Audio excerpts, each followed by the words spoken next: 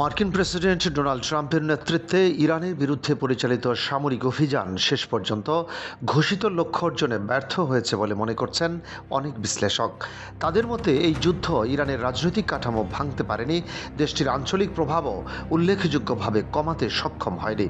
ইরানি মানবাধিকার সংস্থা Iran human রাইটসের পরিচালক মাহমুদ আমিরি মোকাদ্দাম বলেছেন, এই সংঘাত কখনোই ইরানের জনগণের অধিকার প্রতিষ্ঠার যুদ্ধ ছিল না, বরং সরকার এটিকে অভ্যন্তরীণ দমন পীড়ন আরও বাড়ানোর সুযোগ হিসেবে ব্যবহার করেছে।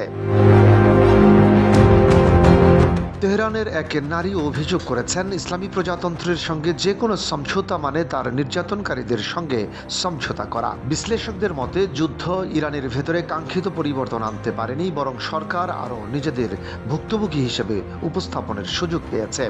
দ্য টেলিগ্রাফের বিশ্লেষক ডেভিড ব্লেয়ার উল্লেখ করেছেন, হাজার হাজার বিমান হামলার পরও ইরানের শাসন ব্যবস্থা টিকে গেছে, বিপ্লবী গার্ড বাহিনী ভাঙেনি এবং আঞ্চলিক প্রভাবও পুরোপুরি কমেনি। শেষ পর্যন্ত ট্রাম্প প্রশাসন সেই নেতৃত্বের সঙ্গে আংশিক সমঝোতায় পৌঁছেছে যাদের একসময় ক্ষমতাচ্যুত করার কথা বলা হয়েছিল। ফলে প্রশ্ন উঠেছে, 4 মাসের যুদ্ধ, বিপুল অর্থব্যয়, অস্ত্রভাণ্ডারের ক্ষয় এবং মিত্রদের সঙ্গে সম্পর্কের টানাপোড়েন কি এই ফলাফলের জন্য যথেষ্ট ছিল? মিডল ইস্ট ইনস্টিটিউটের অ্যালেন আয়ারের মতে, যুক্তরাষ্ট্র তার সবচেয়ে শক্তিশালী হাতিয়ার অর্থাৎ সামরিক শক্তির হুমকি ব্যবহার করেও কাঙ্ক্ষিত ফল পায়নি। তার ভাষায়, ইরান এখনও টিকে আছে, ফলে ভবিষ্যতে চাপ প্রয়োগের সুযোগ কতটুকু অবশিষ্ট রয়েছে তা নিয়ে প্রশ্ন দেখা দিয়েছে। অন্যদিকে সামরিক ক্ষয়ক্ষতি সত্ত্বেও রাজনৈতিকভাবে ইরান অটুট রয়েছে। অনেক বিশেষজ্ঞের মতে মধ্যপ্রাচ্যের বাস্তবতায় টিকে থাকাই এক ধরনের বিজয়। ফলে তেহরান এই সংঘাত থেকে অন্তত রাজনৈতিক সুবিধা নিয়েই বেরিয়ে এসেছে। সবচেয়ে বেশি ক্ষতির মুখে পড়েছে উপসাগরীয় দেশগুলো, কারণ যুদ্ধ চলাকালে ইরানের ক্ষেপণাস্ত্র ও ড্রোন হামলার ঝুঁকি তাদেরই বহন করতে হয়েছে। রয়টার্সের এক অনুসন্ধানে দাবি করা হয়েছে, ইরান, কুয়েত, সৌদি আরব ও সংযুক্ত আরব আমিরাতে হামলার জন্য ইরাকে নতুন গোপন নেটওয়ার্কও গড়ে তুলেছে।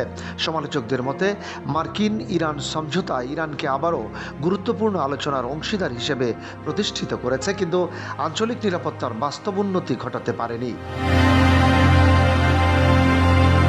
সাবেক মার্কিন উপপররাষ্ট্রমন্ত্রী ওয়েন্ডিং শেরম্যান সহ অনেক বিশেষজ্ঞের মত, এই চুক্তি ইরানের পারমাণবিক কর্মসূচি, আঞ্চলিক ভূমিকা কিংবা ভবিষ্যৎ হুমকির মৌলিক প্রশ্নগুলোর সমাধান দেয়নি। ফলে অনেকের দৃষ্টিতে এটি এমন এক যুদ্ধ যেখানে কোনো পক্ষই পূর্ণ বিজয় অর্জন করতে পারেনি। তবে মধ্যপ্রাচ্যের বাস্তবতায় পরাজিত না হওয়াটাই কখনো কখনো সবচেয়ে বড় রাজনৈতিক সাফল্য হয়ে দাঁড়ায়, আর ইরান সেই অবস্থানেই নিজেকে প্রতিষ্ঠিত করতে সক্ষম হয়েছে। ডেস্ক রিপোর্ট, বাংলাবাজার পত্রিকা।